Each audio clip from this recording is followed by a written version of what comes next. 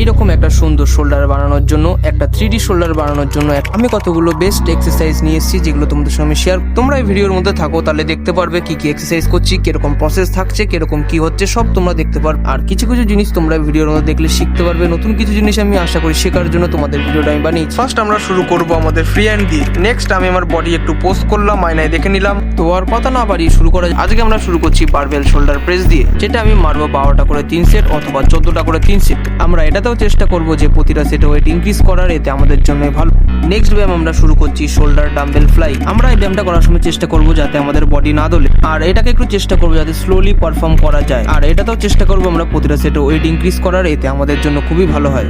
Next ব্যায়াম আমরা শুরু করব আর্নল্ড প্রেস দিয়ে। এটা শোল্ডারের জন্য একটা খুবই ভালো এক্সারসাইজ। এই ব্যায়ামটা আমরা শুরু করব একটু স্লোলি করব, কারণ আমাদের নালে শোল্ডারে ইনজুরি হয়ে যেতে পারে। এই ব্যায়ামটা আমরা করব 12টা করে 3টে সেট, আর চেষ্টা করব প্রতিটা সেটে ওয়েট ইনক্রিজ করার, এটা আমাদের জন্য খুবই ভালো হয়।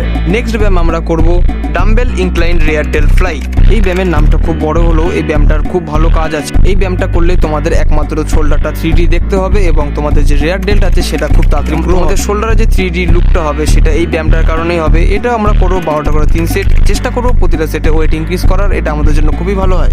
এটা আমরা চেষ্টা করবো একটু স্লো করার জন্য, তাহলে আমাদের জন্য আরো ভালো হয়। আমরা আমাদের নেক্সট ব্যায়ামের দিকে এগিয়ে এসেছি, যেটা হচ্ছে সিটেড ডাম্বেল ফ্রন্ট রেইজ। এটা একটা খুবই ভালো এক্সারসাইজ, যেটা আমাদের ফ্রন্টের শোল্ডারটা গ্রো করতে খুবই সুন্দর কাজ করে। এটা আমরা 12টা করে 3 সেট মারবো এবং চেষ্টা করবো প্রতিটা সেটে ওয়েট ইনক্রিজ করার, এতে আমাদের খুবই ভালো হয়। এই ব্যায়ামটা করার সময় আমাদের একটা কথা খেয়াল রাখতে হবে, যাতে আমাদের বডি না দোলে, তাহলে আমাদের জন্য খুবই ভালো হয়।